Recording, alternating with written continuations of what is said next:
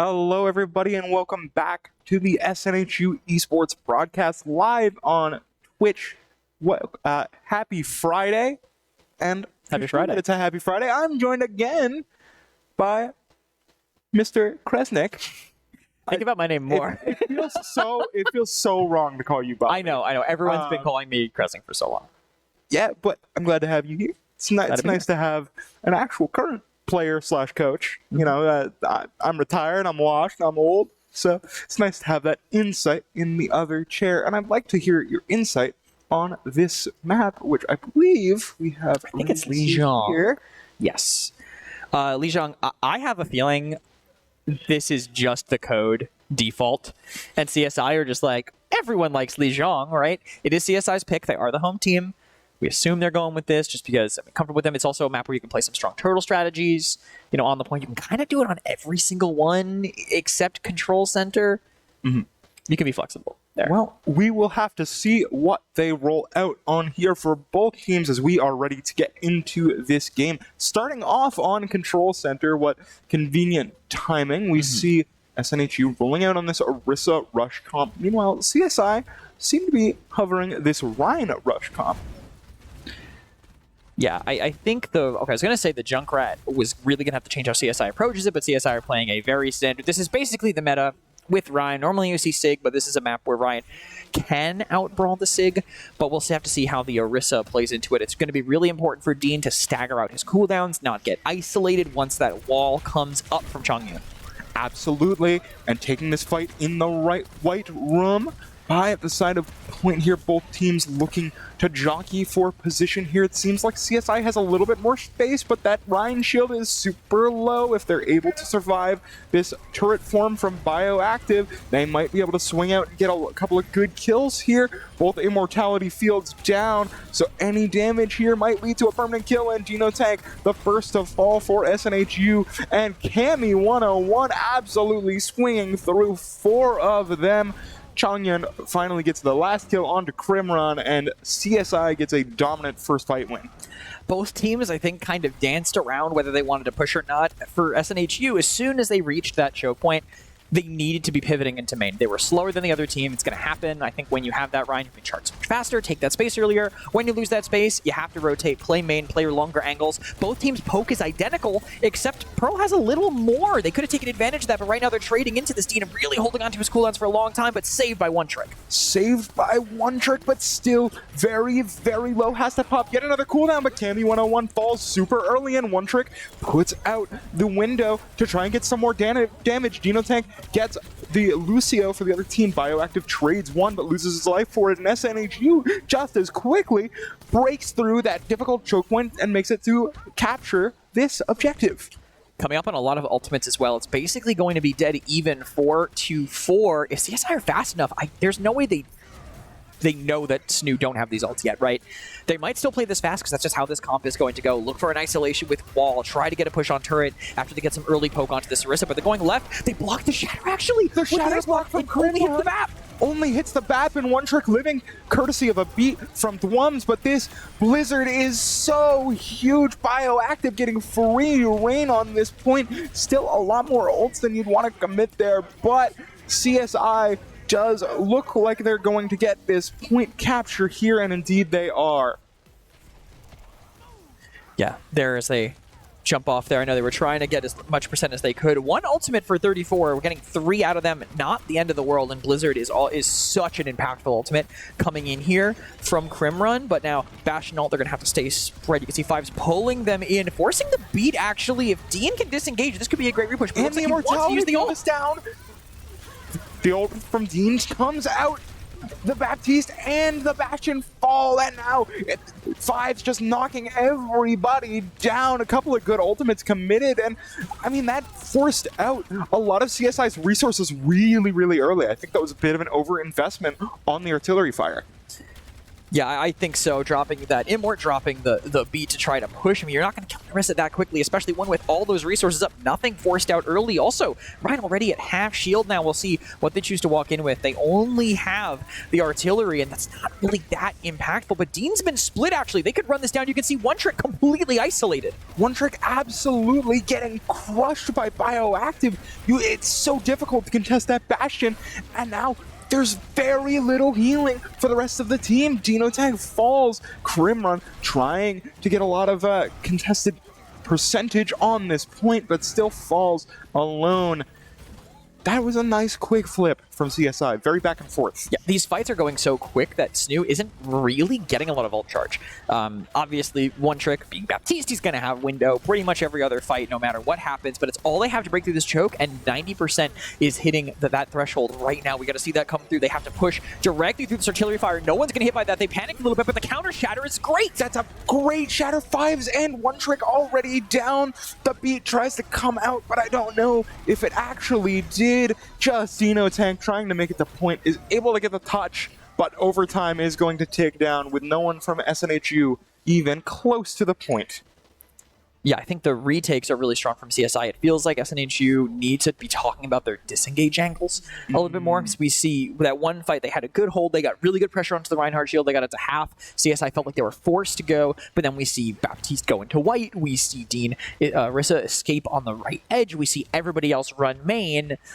It's not easy. It's you have to be disengaging together to not let them run on you like that. Especially when you're playing into this rush comp. Yep. It's so easy to get isolated when you just get a Reinhardt that has the speed boost, can just pin towards you, and you can't do anything to stop him as a Baptiste. All right, we're going to see what I assume is going to be just the point turtle strategy coming from CSI, which means SNHU is more than likely going to flip very quickly to Echo, to these more mobile characters, so they can kind of play this full surround here, but you can see everyone able to eventually go through the TP, even with Lucio a little bit delayed on that push initially. The Lucio gets very low. Very low, but is able to survive, and now CSI set up on this point now. It's on SNHU to break through, and they might have just found it. Bioactive falling incredibly early, and that's so much damage missing from CSI. Five's going to take advantage of the deficit and gets two, I believe, there. Dino Tank falls dangerously low, but that's more ult charge for One Trick and more percentage on the point for SNHU. Yeah, we need to see... What I want to see is them go up and try to wall the choke, potentially stop that teleporter when it goes up, because if you do a vertical wall on it perfectly, you can get it. You can already see Crimrun really forward trying to deny this, but it looks like they're not even looking for it this time. Going to walk in, probably try to TP to point, catch Dean without a cooldown. Jab spin used, but trading it for turret is not the end of the world for an Orisa right now. Yeah, Immortality Field and Window go out very early. That's a lot of resources being invested from One Trick, but is able to get a lot of damage. Cammy 101 on the Reinhardt, falling so low that the Immortality Field has to be traded out. And again, so many resources being pushed out, but no kill being found just yet. Fives is pumping out damage like it's nothing else, is able to get that kill onto Cammy. The beat just too late to save him, and it looks like CSI is going to try and disengage without losing too many numbers, but SNHU is going to secure as many kills as they can on the way out.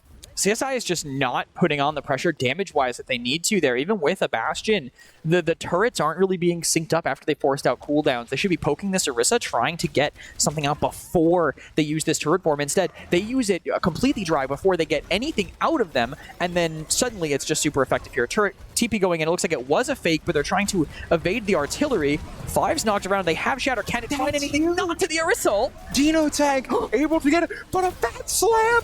Oh my goodness! The Blizzard, too little, too late, everybody's gone! It's just One Trick, the hero, on a solo mission, able to trade out his counterpart from CSI, but dies in the process. My goodness, what a highlight reel. It's such a gamble playing against Orion without a shield, because he can be a little less effective in terms of the poke department. You gain that, but then that can happen. Yeah, you can just get four-man shattered. And that was a really nice angle, too. Yes. They weren't anticipating it. And speaking of nice angles, it's this. Oh, my goodness. Cammy going absolutely insane right now, getting so much damage. Already 67% to his next shatter. Yeah, big getting caught there in that choke point. All that cleaving from the swings back and forth, charging him up really fast. But looking at the ults, The only thing they have is the artillery strike. Not the best ultimate. You really want to be comboing that with something else. I mean, I'm sure anyone who watched yesterday knows that you flux it, and then it's really good. But there's nothing like that to combo with it. Bioactive is going to have to find someone getting caught out of rotation. But SNHU have nothing. All SNHU have to come in here with is the beat. It's going to have to be a longer fight, but if they play it longer, they're going to get to Shatter. They're going to get to beat territory. They don't know it, but they have to do this a little faster. Indeed they do. The onus is on someone to get an early pick, but with this window going out, looks like SNHU might try to just disengage a little bit, stay out of that LOS, wait it out. The beat comes out from CSI, and that might be a little early to use that. Dwams, that's the go button. The beat comes through, the artillery fire comes out, but it's not enough to save Cammy, and SNHU finally able to get on this point. Those sim turrets doing a lot of damage, meaning that Dino Tank is able to fall. This is a very back and forth fight, but I don't know if CSI will be able to run it back. Then again, Bioactive can just pop off and catch 3. So unfortunate for SNHU. Bioactive has really good timing. He's off to the side. They don't know him.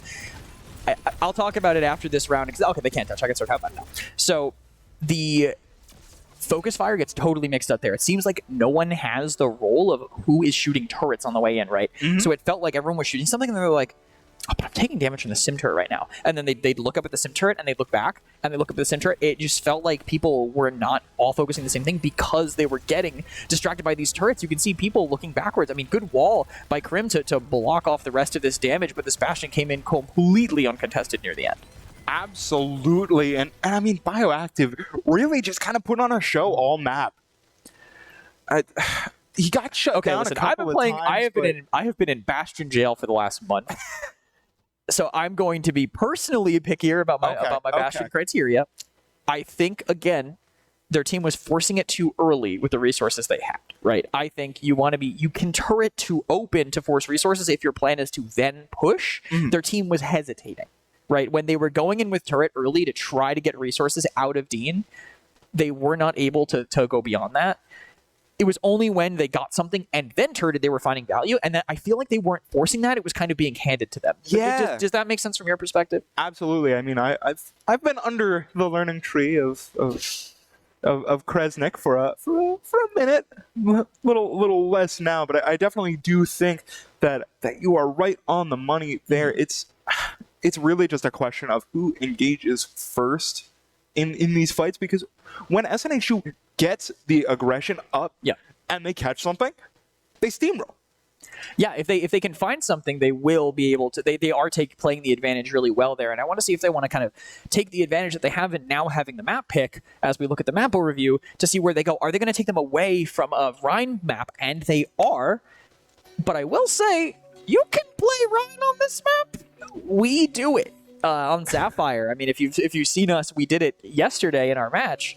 That was yesterday. All right. We're trying to remember if it was in a scrim or not. Don't. That's toxic. What? No, I just couldn't remember if we did it, if we played it in the scrim or if we played it in the match, map-wise. I see. I'm on the Rhine Sim, they were playing Rhine Sim on the last map. You can make that work here. I'm just curious if Pearl is ready for that. Yeah, that's definitely not a strat that I feel like you see very, very often, but we'll see if they pull it out. We're ready to get into this game here. I'm looking for that Reinhardt from CSI, but okay, now they're playing standard, pretty standard what you'd expect on Numbani. They're playing mobile. They're playing anything that can get up top and not get dove. I'm curious if that will change things for SNHU because they really don't have a great target. Fives can hack the Doom. Fives can hack the Mercy if they're playing too grounded, but they have to play grounded, right, for that to happen. I really do think that Fives is kind of the linchpin of this composition, especially into what CSI is playing. Because if you get a good hack onto this Doomfist, get him out of position, I mean, that's kind of a free kill. Okay, while they're staging this dive, I'm going to tell you a story. The day the Sombra got reworked, I was telling them maybe you should learn Sombra, and Five said, well, listen, man, I think I'm a bad Sombra. I think I'm going to be worse now that she's got reworked. And I'm like, okay, that's fine. And then I watched the Scrim VOD afterwards, and he played Sombra the whole night.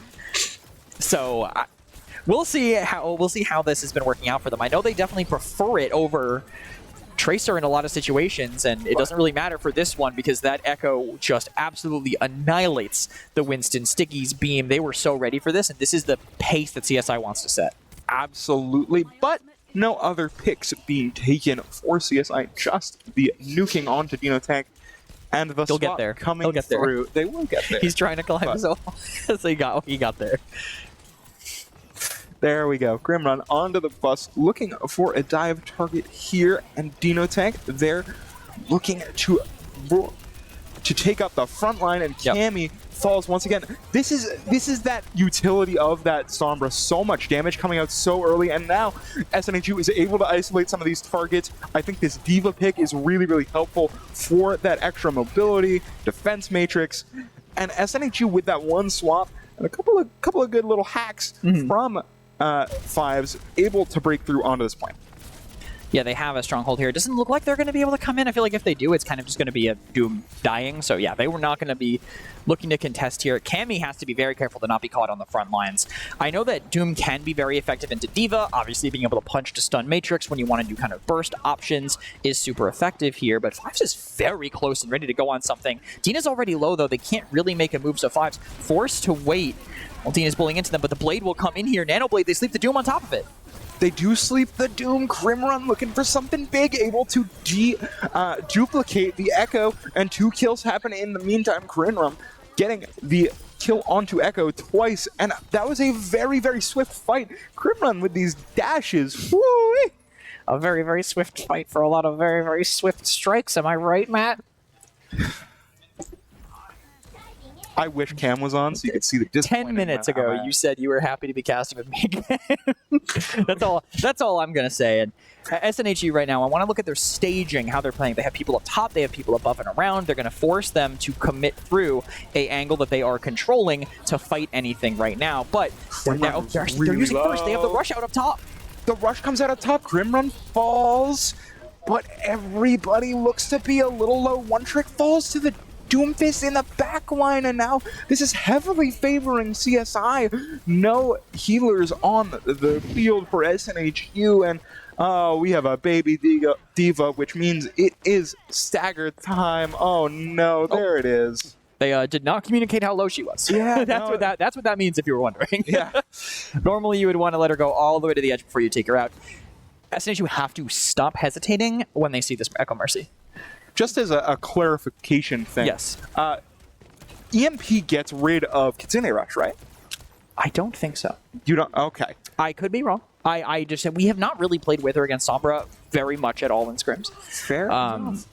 Personally. So regardless, that's going to be a big ult coming into this fight, but with the Kiriko going down so quickly, it may not matter. Great Suzu to save Bioactive on this Echo, and again, SNHU just not able to find something early in this fight, and it means they get rolled through. The issue is that they lose someone so early that when they just kind of stay there after that pick happens, right? There's two things you could do when you lose someone. Either you say, hey, I'm in a really good position, I'm just going to go for this ult anyway, or you leave. That neither of those things happened. They stayed there in the middle ground, and CSI correctly aggressed on them. They pushed, they took that ground, they got free pokes, they didn't have two healers to stop it anymore, and we'll see what they do now. Doom is already half HP. I wouldn't be shocked to see an aggressive bomb to try to catch the Echo Mercy, but they have a lot of mobility. You have to catch her right after a fly. Now would be the time, but Dean wants to save it for the remix. Smartly, they will kill this Mercy right away off the EMP, though. The Diva duplicate does come out, as well as the Kitsune Rush 5s falling early in this fight, and with the Diva bomb on the middle of point, but a great immortality field means that it's forfeit. Meanwhile, Grimrun's ult is also forfeit, getting punched into the corner by Cammy on the Doomfist, but Cammy at 11 HP. I believe it's just the Genji left here for CSI, gonna get run over in the middle of the street, and we just got a Mercy. Dean might want to chase this down. Looks like there's some support there. Yeah, definitely good to stall out now that Kiriko's there, and we're seeing small swaps here. SNHU switching Crim from the Genji over to the Soldier for more of that side angle control, a little more pressure on the Flyer duo. Flyer duo has a little bit more ground they can kind of play like in cover above them here, but still Soldier can take really good off angles. Great punch, really be able to follow up on it. There's just too much heals, and now he's in the backline for nothing. But Chongyun pulls the blade, gets the kill onto One Trick. The bomb does come out and catches Chongyun. The res there, the hack goes onto the wrong target. Cammy's back. That's really, really unfortunate, but let's see if SNHU is able to recover a lot of damage from the Echo in the backline. The beam is going to take out the gamer tag on Kiriko, and yet more damage coming through. Dean thinking better of it, trying to back up to One Trick, get that healing, but may just be able to survive getting pincered towards spawn here, but SNHU looks like they're able to get out of it mostly intact. Sombra jump scare just in time for Halloween with the hack on the Mercy that no one can see where he's coming from. Love the split here from them. They're going to force them all out. Every member of CSI now running away on the back foot, but they have some solid ultimates to play with. Well, okay, they have a solid ultimate to play with, and they have Meteor Strike. Meteor Strike, I mean, it's really good against any team that wants to play aggressive, and we know SNHU wants to do that, but here comes a window, forcing the duplicate in front. This means they have an Immort to play with, but jumping means they won't be able to take advantage of it! I mean, that's so unfortunate because now Bioactive falls. You could have gotten so much more value, but now your team is crumbling by the wayside. Chongyun on the Sojourn, able to get a good pick onto One Trick with Dino Tank falling. It's not all lost yet, but Chongyun falls too. It's so winnable. The Kitsune Rush comes out so low, as you said, but I don't know if there's enough numbers there. The spawn advantage, though, means that CSI able to stabilize. And they rotate back around. You can see them catching this Doomfist doing a lot in these fights when he isn't focused. You have to be calling these cooldowns when they're down on Doom. He has 7 seconds between blocks a lot of the time, and he just used all of them. That means he's stacking them a lot of the time. Maybe not just to get out. We're seeing him use them to get in. That could be a critical time to hack him later into his cooldown rotation, so you can guarantee that he'll get an extra second of focus fire with bonus damage for Sombra. Can all be very effective, but looking at these ultimates that SNHU now have to work with, if they can't get the focus fire, they have to at least get these massive abilities in proper use. They're going to have the Diva Bomb, they're going to have the EMP really soon. EMP Visor could be a huge turning point for them, and it looks like they're going to be setting up for it right now, but Crimrun caught immediately. Crimrun falls so early, the Immortality Field already used. Chongyun gets too early in the fight, Bioactive gets another. SNHU have to just try and run this out. You have so many ults, but they're not committed. There's no way for them to get back.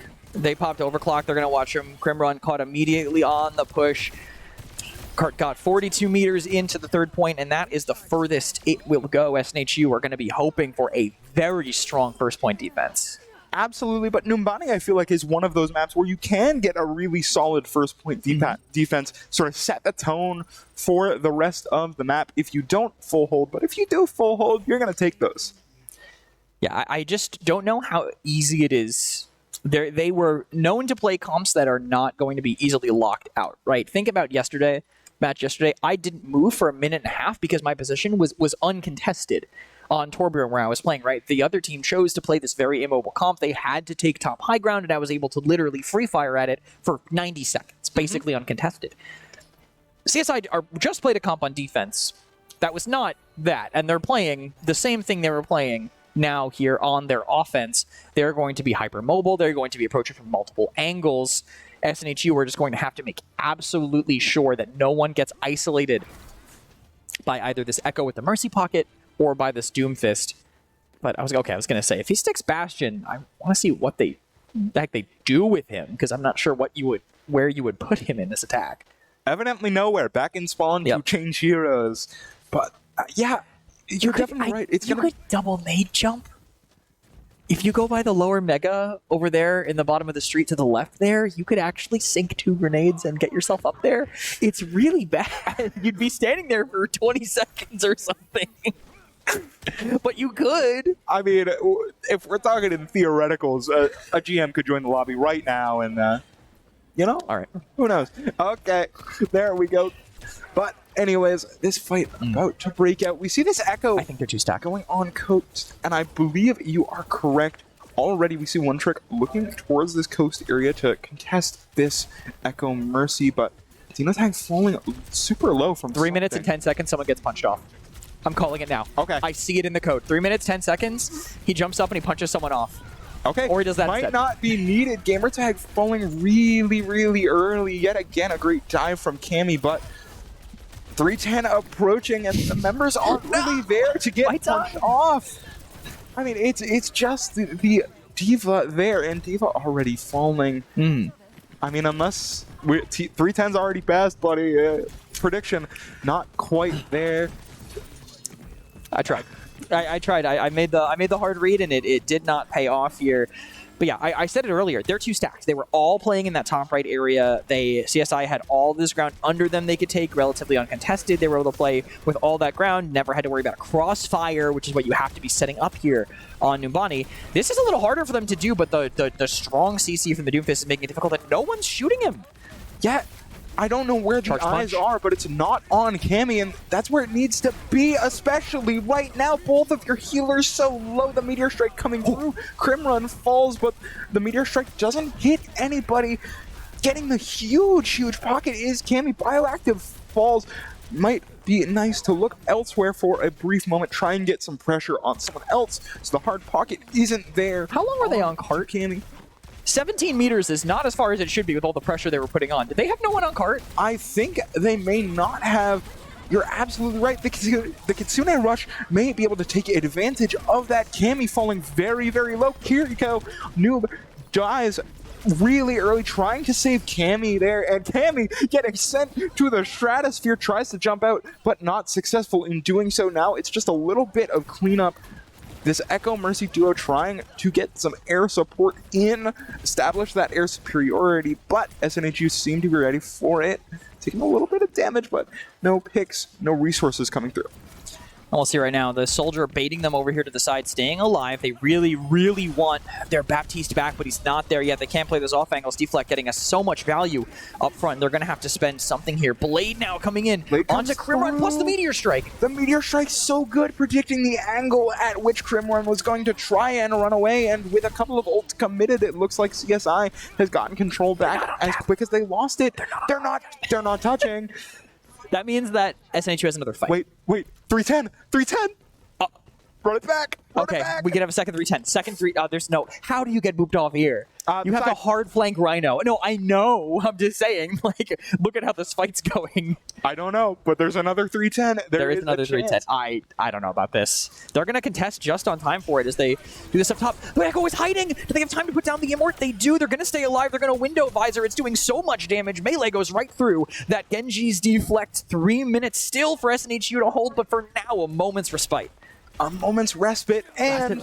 Is it respite? Sure, yes.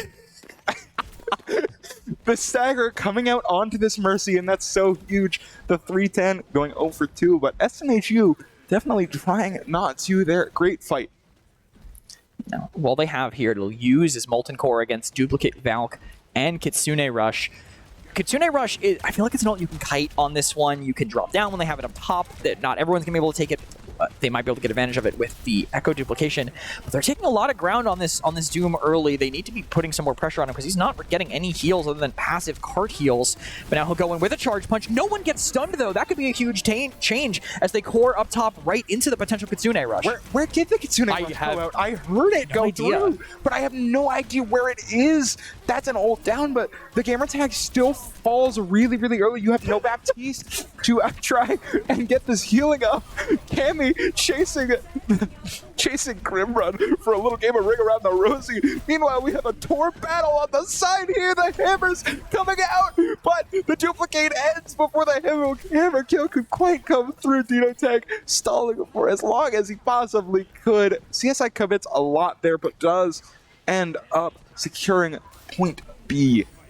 Not the worst second defense. We don't get a third 310 because of that timing there. They might actually go to push here and try to catch these players, but the respawners are going to be too close in the way.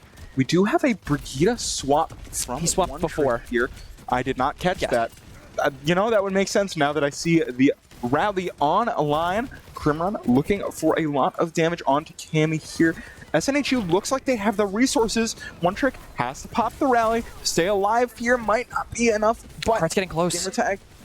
The cart is getting super close. One trick falling so low, but so is Cammy. Cammy Bioactive falling in stereo. And now Dino Tag has to try and get some of these late ones, particularly on a healer or something.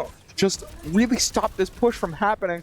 But SNHU not overextending, playing cautious. No, they need to go back. And they're coming up on a good rotation of ults here. Window and the nuke, which is, I'm just going to call it remech, because that's kind of all it is these days. We'll see how they choose to use it, but we have potential for Valk Blade, which could really just isolate this backline. It's gonna they don't have Rally to counter it anymore now. Grimrun not ready for this push. Bio, though, knocked very low, and Suzu Force, they can actually pressure off this, and they do drop the window, but the Doom, so much CC using the Meteor Strike. He's in the import right now, causing so much chaos. Damage. The chaos comes through. The nuke onto point. Chongyun falls, but it's not enough. Geno Tank, the only one there with a Baptiste at his back, has to try and get to this point. No help remaining. Gets booped off this point. CSI takes map 2, much closer, but not quite enough.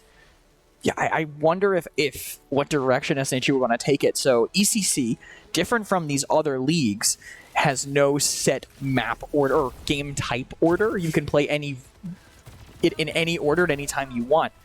Where do they want to go? Do they want them to play in the dive mirror? Do they want to try to play a map where maybe they think they'll play Rush and try to outpace it with something more mobile? There's a lot of choices when you're not limited to. At this point in an NACC game, I would be picking between between New Junk City or Saravasa. Right. Yeah, and I feel like there's no correct option here. SNHU has shown that no matter which comp CSI does run, they're able to contest it and keep it really, really competitive.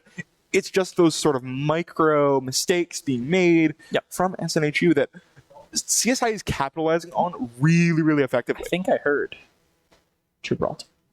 But I don't want to say it too loud because I don't want to influence them if they can hear me. I don't think they can. We have it quiet enough in here where they can't hear us. That's kind of the whole point. I don't think they can. But if they do go in that direction, it's definitely better into the Doom. I feel like Doom is okay on Gibraltar, but definitely not as good as Monkey. And they were not playing Winston at any point in the last 2 maps. Yeah, that's actually a really good point. That might be a weakness that SNHU Pearl is trying to exploit here. It is playable, though. That's the thing. It's not unplayable. You can definitely play Doom on Gibraltar if you're comfortable with it. Also, he could just be a Monkey player, right? He could just play Winston. Mm-hmm. That's entirely possible. A lot of things are entirely possible. Quite frankly, we once had a player who really liked playing Ryan on Gibraltar, but we don't talk about that anymore, do we? We'll never tell the tale of the Bronze 5 Reinhardt with 37 charge limbs on Gibraltar. Previous varsity player.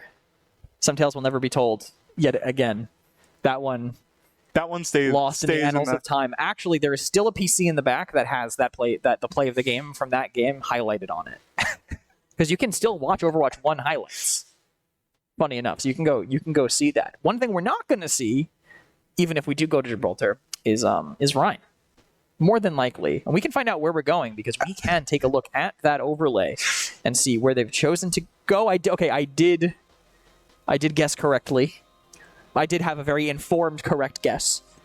We will be heading to Gibraltar, a map that, for those of you who don't know, tends to be, no matter what meta you're in, a map where everyone plays Monkey, Tracer, a backline on a brig. It doesn't matter what meta you're in. Everyone plays that most of the time. Yeah, Gibraltar is a very specifically designed map. Yes. I'll put it that way. You can try running other things, sure, but it's probably not going to work. Yeah, most of the time, probably not, unless you're the London Spitfire. I mean, well, unless we see a bunch of Europeans in this room right now, I don't think we are in the presence of the London Spitfire, so probably no Reinhardt being sent out here if I had to guess. Yeah, and neither of these teams have shown a one tricking of a comp, right? Both teams have played something very different between game 1 and game 2, Lijiang Numbani. So Gibraltar, I expect to see, my guess, not knowing any of the players on CSI other than Bioactive, and I only know him as a support, so I don't know what his DPS pool is. I think we will see something very similar from CSI that we saw in Numbani. I think they will still play Doom. I think they will still play Genji. I think they will probably still play Echo. I don't know if they're going to lean on the backline instead. I mean, that Echo was getting a lot of work done. It was. If you're still able to find the opportunities, why not run it? I mean, you could protect your backline. It is strictly worse on second point. That is fair. But second point, is for later. First point is for the now. Ready to see if that Echo does come out. Is my CSI prediction correct? We can head to game if they've already picked heroes. We have 7 seconds till I get to know, but I feel like they're still going to lock Doom. I feel like you don't play Doom that long in Numbani unless you are a Doom player. I doubt he's going to stick that. Yeah. Oh, well, they are in defense, actually. Defense. They might play this. The last time I saw okay. The last time I think I saw an Orisa on Gibraltar defense Very was when different we were Orisa. when she still had a shield. I'm upset to be reminded of those days, but this is a very different game. Interesting to see the Alari as well. Yep. Bapalari really standard in these double poke compositions. Just another support that can give you supplemental heals while focusing on damage. Right, if you don't want and more mobility, right? If you could still play Bap Zen on maps that don't have a ton of verticality, but Ilari does a very similar thing while still being able to go up, and she's better against some tanks.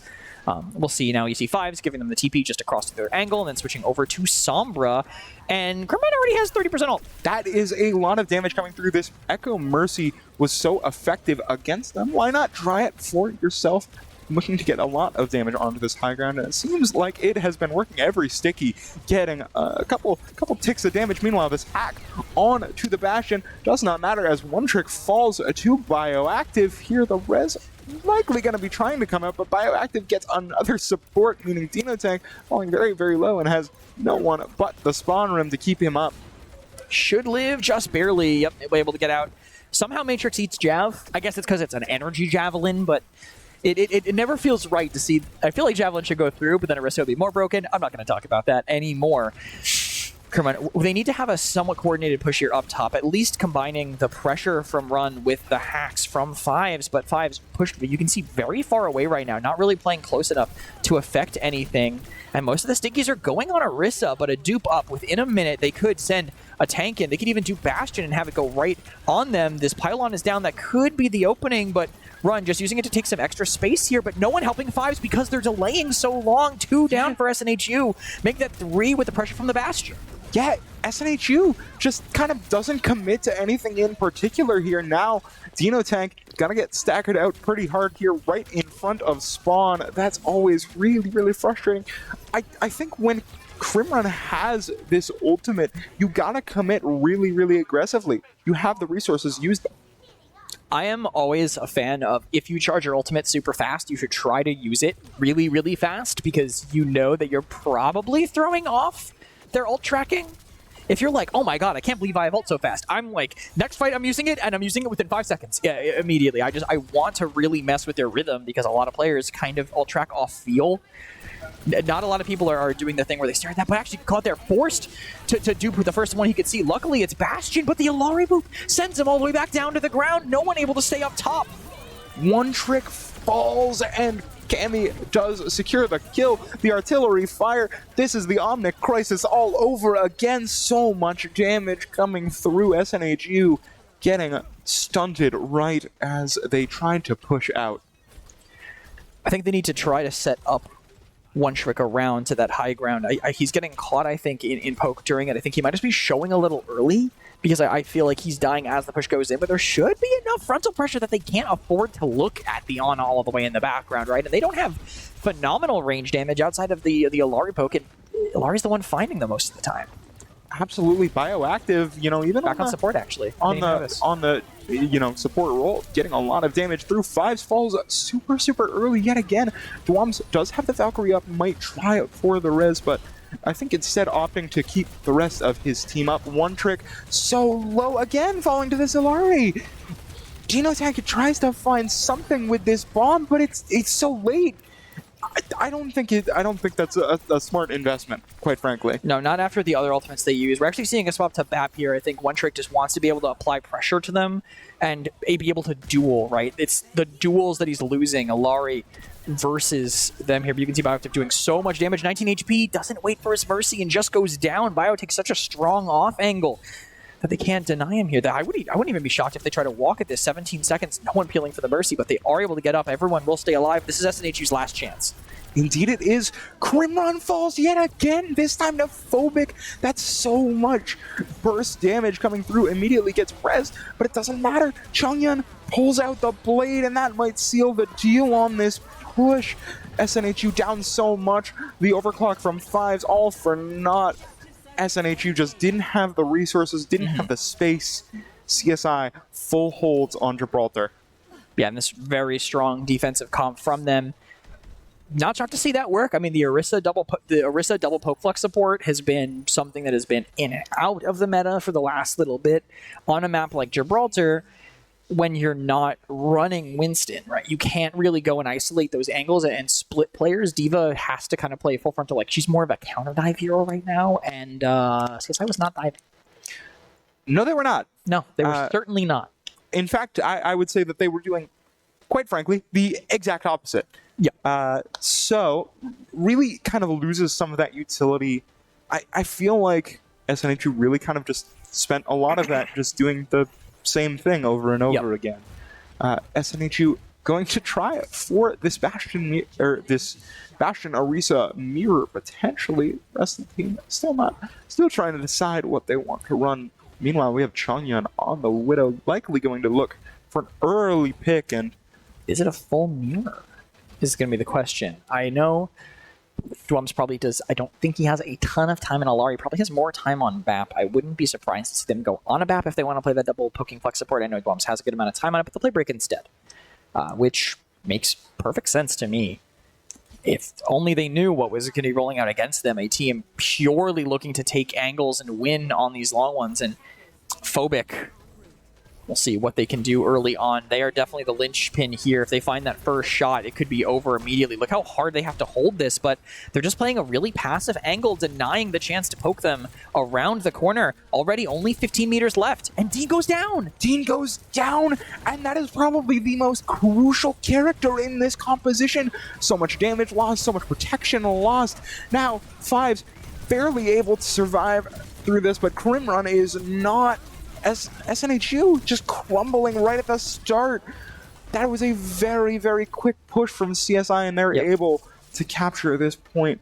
CSI wins the set 3-0, but a little bit closer than I think the scoreline shows, except for, of course, that last map. Yeah, I think the first couple maps definitely chances for both Team CSI, though, ending up on the better end of it. I think just a little more decisiveness. And we can see here, Bioactive, we were talking about the impact that he had on this defense for them. Just, this is what Alari can do. Put down Pylon, forget about, you don't need to think about healing. I'm not saying this, this is not put down Pylon, forget derogatory. This is put down Pylon, focus on what you want to be doing in this situation, which is poke, right? Right, absolutely. That's what makes Ilari such a strong character, because she has that ability. Right. But in those right situations, she has that ability to kind of do two jobs at once. You know, it's almost, not to say that you have like an extra character on the field, but no, she's no Torbjorn.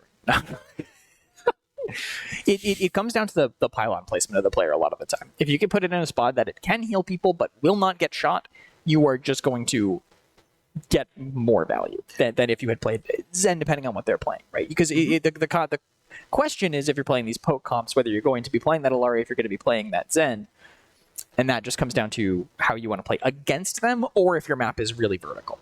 Right.